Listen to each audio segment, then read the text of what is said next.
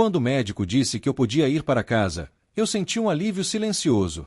Não foi um daqueles momentos dramáticos em que alguém suspira profundamente ou sorri de felicidade. Foi algo mais discreto, interno. Aquela sensação de que, afinal, nada tão sério estava acontecendo. Ele explicou com calma que os exames iniciais não mostravam nada preocupante. Disse que, às vezes, o corpo reage de maneiras inesperadas ao estresse, ao cansaço ou até a uma simples queda de pressão.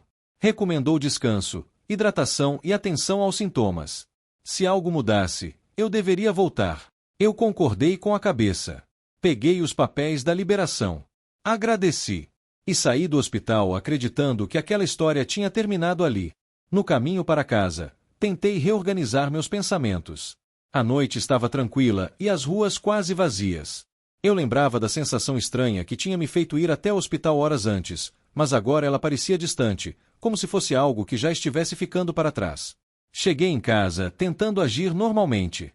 Tirei os sapatos, deixei os papéis sobre a mesa e fui até a cozinha beber um copo de água. A casa estava silenciosa. Era o tipo de silêncio que normalmente traz conforto depois de um dia longo. Eu sentei no sofá e tentei relaxar. Mas havia algo no meu corpo que ainda não parecia totalmente certo. Não era dor. Não era algo claro o suficiente para explicar. Era apenas uma sensação persistente, como se meu organismo estivesse tentando dizer alguma coisa que eu ainda não conseguia entender. Tentei ignorar. Peguei o celular, rolei algumas notícias, tentei distrair a mente. Repeti para mim mesmo que o médico tinha acabado de dizer que estava tudo bem. Que talvez eu só estivesse mais sensível depois do susto. Alguns minutos se passaram. Então o desconforto voltou. Dessa vez de forma mais perceptível. Meu coração parecia bater um pouco mais rápido do que o normal.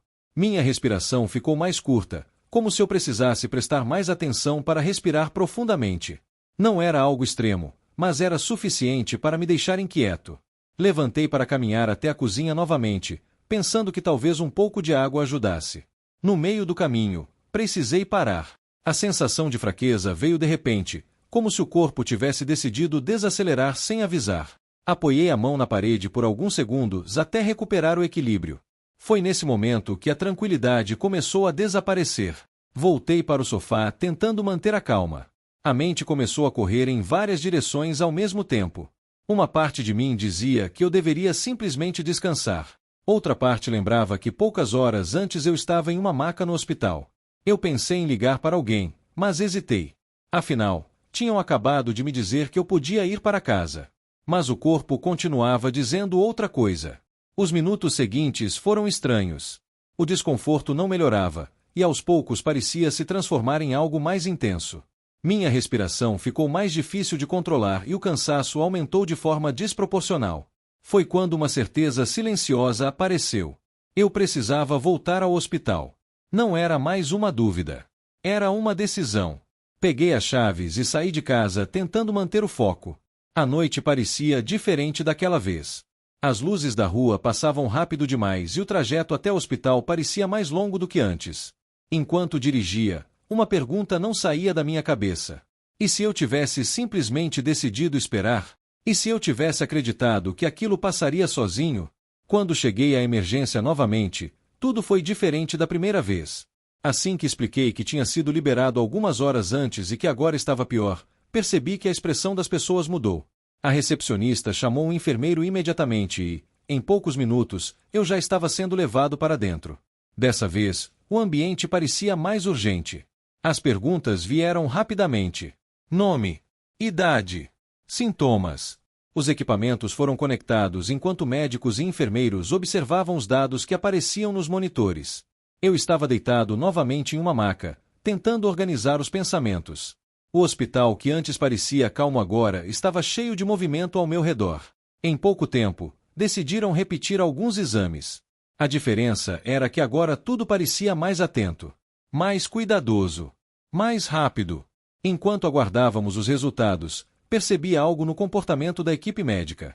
Eles conversavam entre si em um tom baixo, apontando para informações na tela. Não havia pânico, mas havia concentração. Alguns minutos depois, um dos médicos voltou até mim. Ele explicou que algo tinha aparecido nos novos exames. Algo que não estava evidente na primeira avaliação. Não era incomum que certas condições levassem um pouco mais de tempo para se manifestar completamente. Mas agora estava claro. Meu corpo realmente precisava de atenção naquele momento. Ele falou de forma tranquila, mas direta. Disse que eu tinha feito a coisa certa ao voltar. Que, em situações como aquela, esperar poderia ter tornado tudo mais complicado.